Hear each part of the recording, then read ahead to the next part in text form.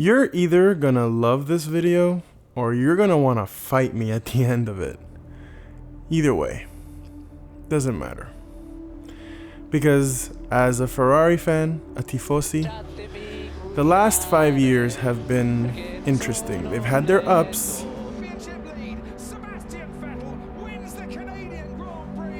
but guys, they've had their downs. He's got a great slipstream behind Lewis Hamilton. And look, Bottas much braver on the brakes. We lock up and knock him out of the race. Sebastian Vettel, he has been leading almost from start to finish, but now he's out of this race. Normally, 9 times out of 10, it'd be the car on the outside that ended up getting turned around. But he squeezed, he was on the racetrack. As through and smooth goes Sebastian Vettel and Max Verstappen, and Sebastian Vettel has come off worst. Down at turn 12 and another car spinning off. As Ricciardo into Sebastian Vettel. Round the outside once again. He's off the track once again, and Sebastian Vettel's lost it. But Valtteri Bottas has pulled off some great moves. Oh no! Sebastian Vettel, and he spun. And it's lights out, away we go. Verstappen gets an excellent start. Sebastian Vettel will need to cover him off. Kimi Räikkönen on the inside, and he's crashed. He's got a puncture. They made contact, and Charles Leclerc's got a puncture caused by contact with his teammate Sebastian Vettel. And I wanted to write a letter to Sebastian to tell him how I feel. Here we go. Dear Seb, the first thing I'd like to say to you is sorry. There's a certain amount of unsolicited liberty that we, the F1 critic and viewers, take when talking about F1. It's like we're in the driver's debrief. We talk about you and other people like we know all the reasons why things transpire the way they do. For that, I must ask for your forgiveness. We, the fans, can only judge from what we know. That makes information crucial, and whoever gets it to us first, or the most reliably, is who we believe. I've always admired your objectivity in the car.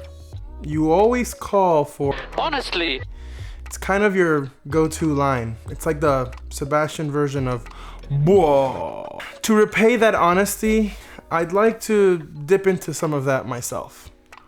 When everything is condensed and I can see the end from the beginning, I feel like we were both fooled. Growing up, I know you idolized the same guy that I did.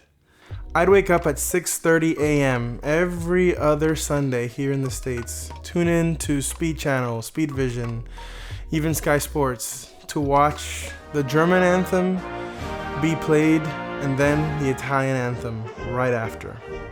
It was the sporting highlight of my childhood and young adolescence. So when I heard that my team signed another German, my mind drifted off to that same beautiful place that it used to. Ferrari dominance. You see, I thought that we were getting a red baron with double the world championships that the previous one came with. I can't blame myself for believing that. You won 4 world championships on the trot, and you destroyed your rivals. On paper, I think you were the best option available to Ferrari at the time. But I think we both realized pretty quickly that the shadow that Michael cast was very difficult to step out of. The team that you stepped into wasn't the same team that he stepped into and won so many titles with. The environment that Michael had just wasn't there for you. Even though Ferrari planned to give it to you, maybe they failed in the full execution of that plan. Sure, you had Kimi, and I'm sure that was part of the plan. An easy target to best with your superior skills and your effervescent persona. You had me rolling when you would tie the piss out of Nico Rosberg. That Kimi didn't finish, which is a shame. We could have scored a lot more points today. And you find it a shame that your teammate didn't finish? Yes. Yeah. Maybe I don't know how much you like each other, but Kimi and myself, we get along. So during all the early 2015 press conferences, it was something to watch. You knew he was struggling with the pressure of beating someone like Lewis. And when he finally did, and then retired, you must have known, now is my chance to go toe-to-toe with Lewis. And with that brought immense pressure, I'm sure. Pressure. The immense pressure of being a Ferrari driver, expected to win race in and race out, is easily overwhelming. A whole country desperately cheering you on to get back a championship they haven't won since 2007. In the past, this even led Michael to mistakes. I know I was watching in 1999 when Michael ran into the Wall of Champions at Montreal. Immense pressure is the reality for any guy strapped up in red overalls. 2015 looked great. And while 2016 had a brief dip in form, what could we expect? You were up against the mighty Mercedes team. You had a simple excuse. You were up against a team of unprecedented dominance. Two drivers driving the same car, fighting for the championship, sailing off in the distance every race. I'm sure that some races, when you strapped up and got into the car, deep inside you knew you were challenging for third place. That, while it does keep some pressure, isn't as immense as winning it all or losing it all. Then came 2017. Statistically, I know that the story points towards you maximizing every ounce that car could potentially give you. I'm used to almost championships. 2017 had an air of 1997, 1998, or even 2010. But all those championships went down to the very last race. Singapore was painful to watch. After qualifying, you could see the look on Lewis's face. There was an air that the tide might finally be turning. I really believed you were gonna run away with it, man. I really, really did. If I close my eyes, I can hear Maurizio Arrivabene saying, "Vai Seb, vai Seb, vai Seb, vai Seb." And honestly, Sebastian, in my soul, I felt that too. It brought tears to my eyes. The hairs on my body stood up. But I know that issues with the car and unfortunate racing incidents ultimately kept you from sealing that championship that you wanted so badly to get for Ferrari. All the while, I'm sure the pressure of that was a lot and it was difficult to handle. Don't get me wrong. I know that you have handled pressure in the past. I mean, at Red Bull, Mark was no slouch. And on the occasions that you were able to really grab the car by the scruff of the neck, the car that Adrian basically tailored to you, you destroyed your rivals. One time, you even won 9 races in a row and 13 in the entire season. Then Mark retired, and then a young kid came along. Really quick, promoted from Toro Rosso, like you were. And you weren't as competitive in the World Drivers' Championship.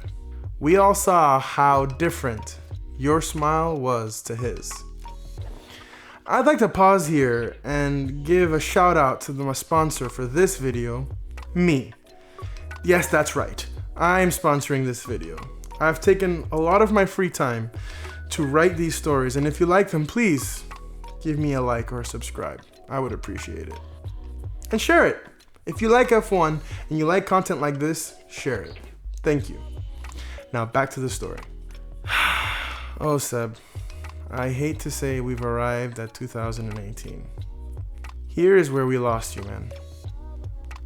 Baku was you taking a gamble. And that was one that I supported at the time.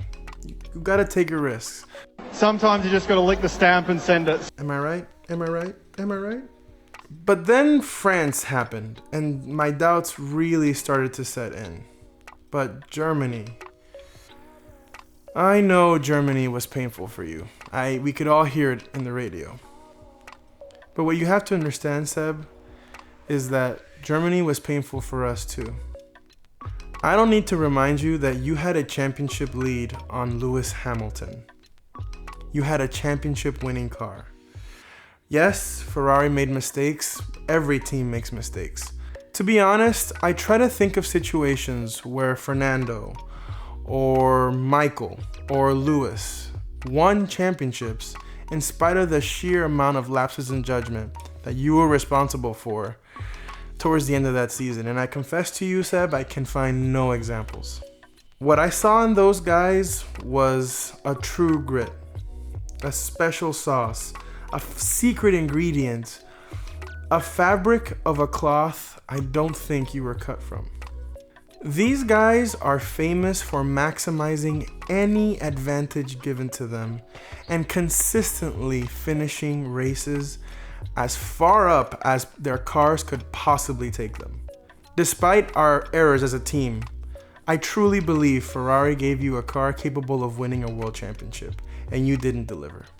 For the second time in your career, a young, fast kid was promoted and simply outdrove you for an entire season.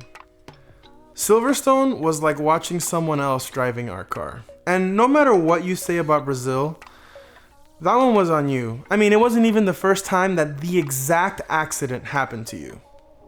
The statistics of who was fastest overall might say that you were quicker than Charles, but we both know that Charles should have won at Bahrain and definitely should have won at Singapore. And I know you knew that. That would have given Charles, in his first season with Ferrari, 7 poles and 4 wins. You didn't have an answer for that, and we could see it. Sebastian, I know you're not watching this. So if you're a Vettel fan and you're still tuned in to this, I commend you. This isn't easy to watch. As a token of good faith, I extend to you the olive branch, as a Sebastian Vettel fan, of time. What do I mean? Well, I can think of another season that we have. It's even a shorter season where Sebastian can right the wrongs that I've mentioned in this video. I mean, if you believe that all the things that I've been saying are misguided, taken out of context, and plainly false, I welcome him to show us the Sebastian Vettel that won 4 world championships, to come back, help this team get at least a Constructors' Championship before he leaves, so that in 2021, we have our golden year like we had in 2000. Sebastian, for whatever future you decide, I wish you luck, I wish you speed, but above all else, I wish you a less pressured environment where you seem to thrive. A team with a number 2 driver who dances true and fair to the fiddle that you like to play. An environment where your 4 championships and whatever you do in the 2020 F1 season are the driving factors behind your employment, and not the indictment that the 2018 and 2019 seasons have been for your legend, for Ferrari, and for your reputation. Whatever your reaction to this video, I highly welcome that you leave me a piece of your mind in the comments. This was a very hard video for me to make because I don't enjoy criticizing drivers, especially world champions. It's kind of counterintuitive, but I hope that you guys enjoyed this. If you did, please, like I said, give me a comment, give me a thumbs up, and subscribe to my channel. And also, sharing this video really helps me out because it gets more F1 fans knowing that I'm making videos. It's kind of cool. And your support gives me more confidence to make these kinds of videos. Anyway, that's been it for me. I appreciate you guys tuning in. Have a good one, guys. Ciao!